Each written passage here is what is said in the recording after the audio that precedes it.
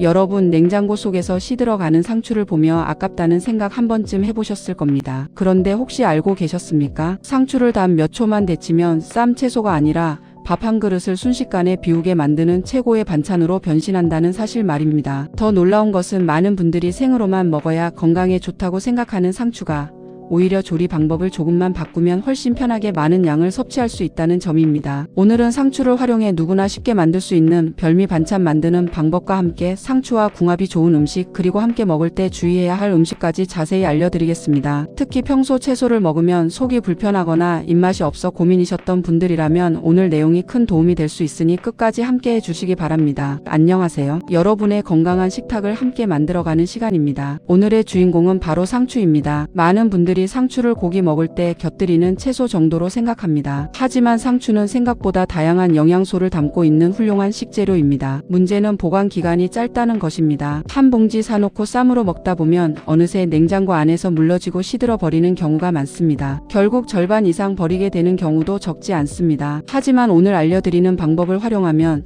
상추를 마지막 한 잔까지 맛있게 먹을 수 있고 밥상 위에 훌륭한 반찬으로 활용할 수도 있습니다. 먼저 많은 분들이 가장 궁금해하는 질문부터 살펴보겠습니다. 상추를 데치면 영양소가 사라지는 것 아니냐는 질문입니다. 결론부터 말씀드리면 지나치게 걱정하실 필요는 없습니다. 물론 채소를 뜨거운 물에 넣으면 일부 수용성 영양소는 줄어들 수 있습니다. 하지만 아주 짧은 시간 동안만 데친다면 손실은 크지 않습니다. 오히려 중요한 것은 섭취량입니다. 생상추는 양이 많아 보여도 실제로 한 번에 먹는 양은 생각보다 적습니다. 하지만 살짝 데치면 부피가 크게 줄어들어 훨씬 많은 양을 먹을 수 있습니다. 그 결과 식이섬유와 각종 영양소를 한 끼에 더 충분히 섭취하게 되는 것입니다. 또 다른 장점도 있습니다. 생상추 특유의 풋내와 약간의 쓴맛이 줄어들기 때문에 평소 상추를 즐기지 않던 분들도 부담 없이 먹을 수 있습니다. 특히 생채소를 먹으면 속이 차거나 배가 불편한 분들에게는 더욱 좋은 방법이 될 수 있습니다. 가열 과정에서 차가운 성질이 다소 완화되기 때문입니다. 다음으로 어떤 상추를 사용해야 하는지도 궁금해 하실 텐데요. 청상추든 적상추든 꽃상추든 크게 상관없습니다. 다만 너무 얇고 연한 상추보다는 잎이 두툼하고 싱싱한 상추가 조리 후 식감이 훨씬 좋습니다. 가족 4명 기준이라면 두 손으로 2번 정도 움켜쥘 수 있는 양이면 충분합니다.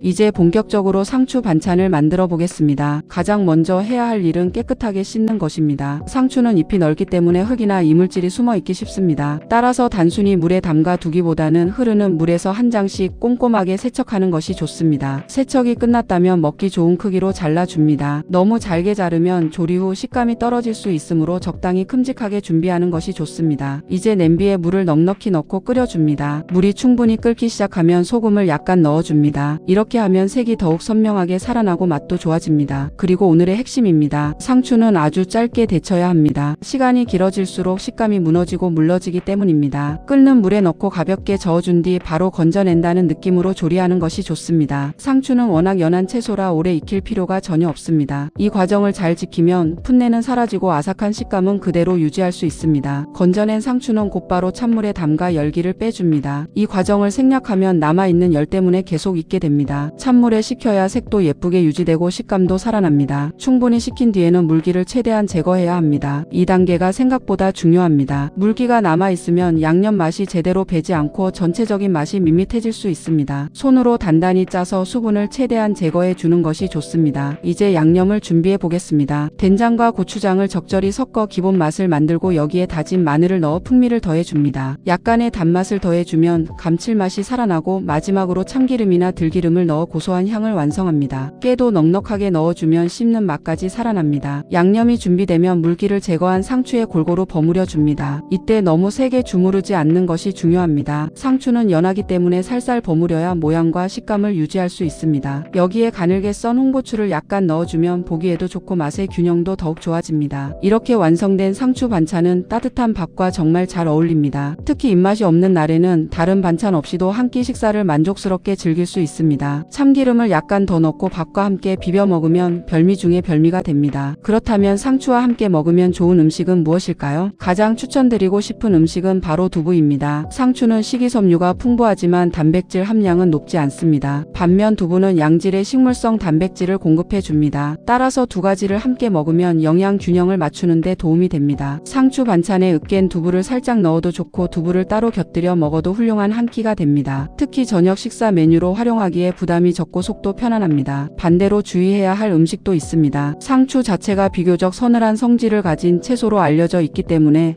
비슷한 성향의 채소를 과도하게 함께 먹으면 속이 냉해질 수 있습니다. 특히 평소 손발이 차거나 소화 기능이 약한 분들은 차가운 음식들을 한꺼번에 많이 섭취하지 않는 것이 좋습니다. 아무리 건강에 좋은 음식도 자신의 몸 상태에 맞게 먹는 것이 중요합니다. 이제 보관 방법도 알려드리겠습니다. 생상추는 물기를 제거한 뒤 키친타월로 감싸 보관하면 신선도를 더 오래 유지할 수 있습니다. 또한 줄기 부분이 위로 향하도록 세워두면 비교적 싱싱함이 오래갑니다. 만약 양이 너무 많아서 다 먹기 어려울 것 같다면 미리 데쳐 놓는 것도 좋은 방법입니다. 물기를 제거한 뒤 한 끼 분량으로 나누어 냉동 보관해 두면 필요할 때마다 꺼내서 간단하게 반찬을 만들 수 있습니다. 덕분에 상추를 버리는 일도 크게 줄어들 수 있습니다. 늘은 평범한 쌈 채소로만 생각했던 상추를 활용해 맛있는 밥 반찬을 만드는 방법에 대해 알아보았습니다. 상추는 조금만 조리법을 바꿔도 전혀 다른 음식이 됩니다. 냉장고에 남아있는 상추가 있다면 오늘 저녁 꼭 한번 만들어 보시기 바랍니다. 아마 많은 분들이 상추가 이렇게 맛있는 반찬이 될 수 있었구나 하고 놀라실지도 모릅니다. 건강도 챙기고 음식물 쓰레기도 줄일 수 있는 일석이조의 방법이니 꼭 활용해 보시기 바랍니다. 다음 시간에도 여러분의 건강한 식탁에 도움이 되는 알찬 정보로 찾아뵙겠습니다. 시청해 주셔서 감사합니다.